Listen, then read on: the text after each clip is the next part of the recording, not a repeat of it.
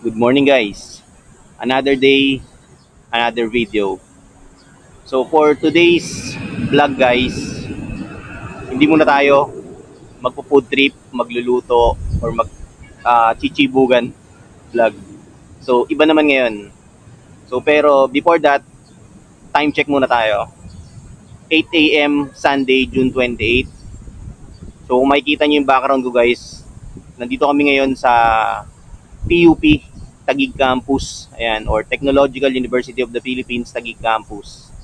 Kasama ko yung daughter ko, tsaka yung wife ko. Ayun yung wife ko guys. Ayun, nakaupo. So bakit nga pala kami nandito?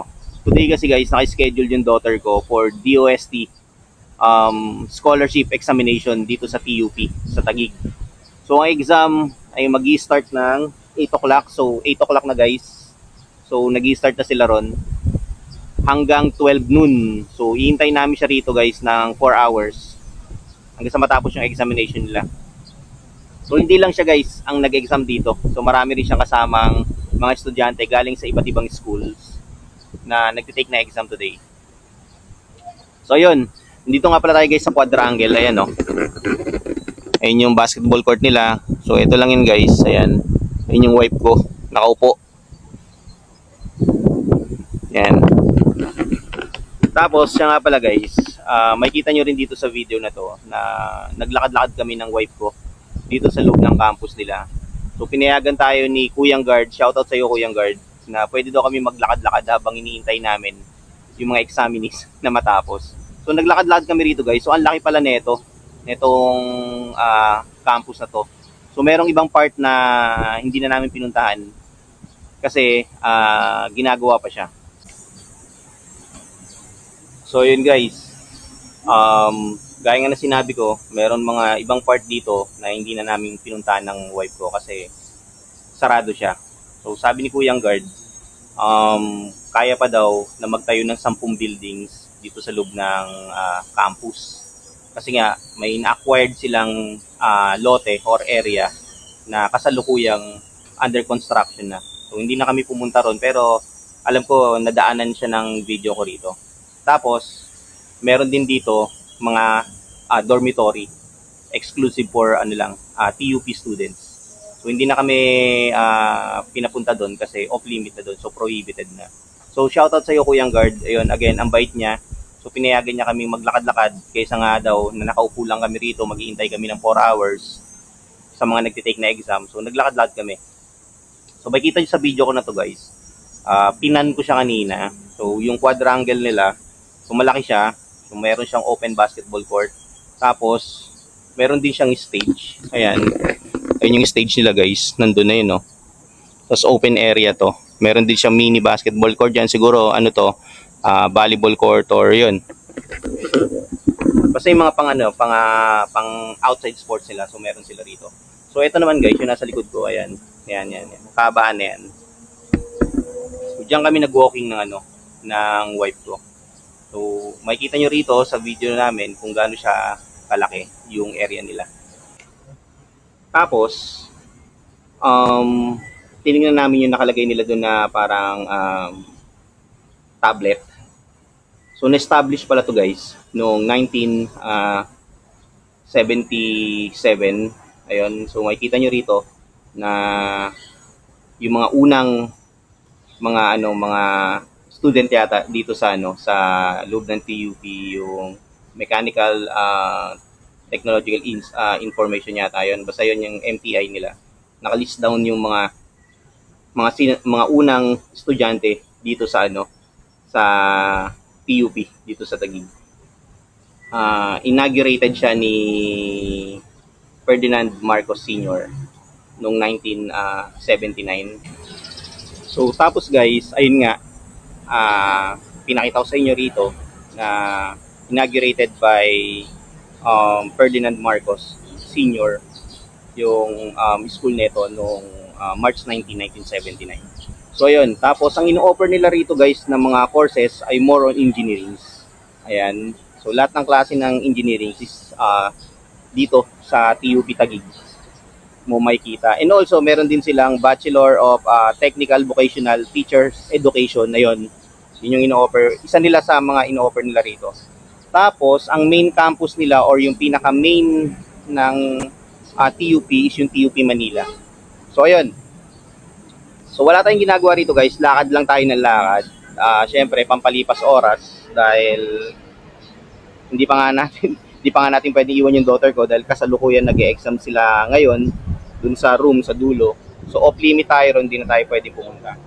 Sa mga subscribers ko diyan na mga taga-Taguig, shoutout sa inyong lahat. Ayan, nandito kami ngayon sa TUP Taguig Campus. So ayun. Wala na. Ganun na lang, dito lang tayo.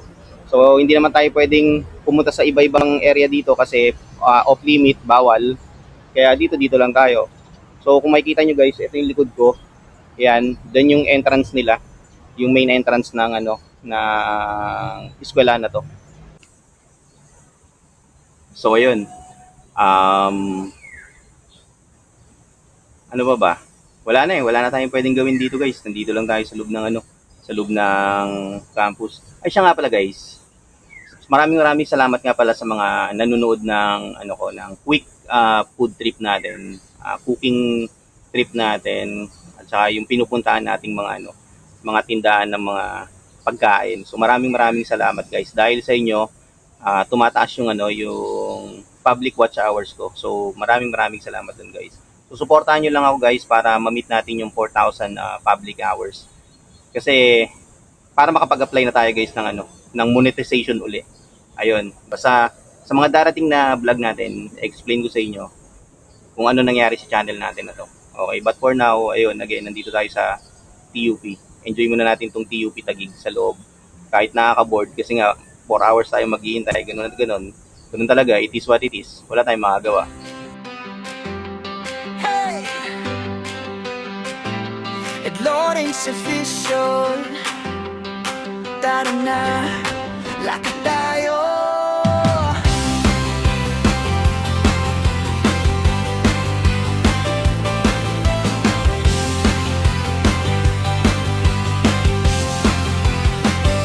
Maagang umaga, dalay ngiti, kamera sa kamay, handa na muli. Sa bawat kanto, may kwento akong bitbit. Simpleng lakad lang, saya ay sulit. Hindi man malayo, sapat na to. Bawat lugar may ganda, totoo. Lakad tayo, ikot sa mundo. Kahit saan, saya'y buo. Komunidad, puso ang tanaw. Ito ang trip na hinahanap. Lakad tayo, tuklasin pa pinakamagandang lugar. Meron din pala curfew hours na lang sila pag dito. Yung dun po sa part na yon? Hindi, iba yun. Ito, Iba? Okay. pababa doon. Pwede mag-walking din dyan. Bawal doon. Bawal na, dorm na. Okay. Sige po. Gymnasium. Laki na eh. Laki. Dorm na pala yun, no? Ay, simbahan yan. Hindi, dapat nagsimbak na tayo. Ayun. Dead-end na na. Po? Dead-end na. Dended na. Dorm na daw po yun nandito. Bawal na eh. May aso dyan nag-iisip. Hindi pa naman lagyan doon. Oo. Punta tayo.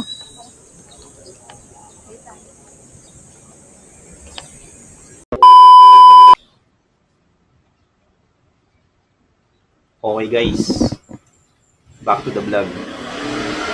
So, nandito na nga pala tayo sa bahay. Kakauwi lang natin, kani-kanina lang.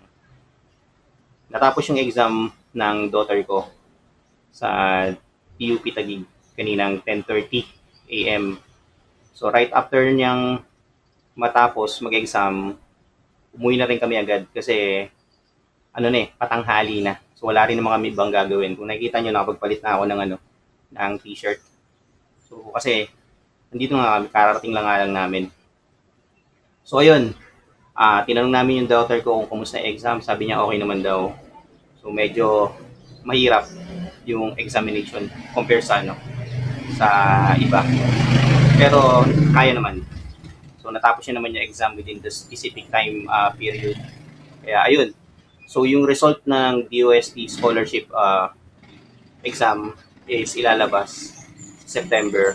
So 3 months yung maghihintay and hopefully makapasa. So pero antayin na lang natin sa September yung yung result.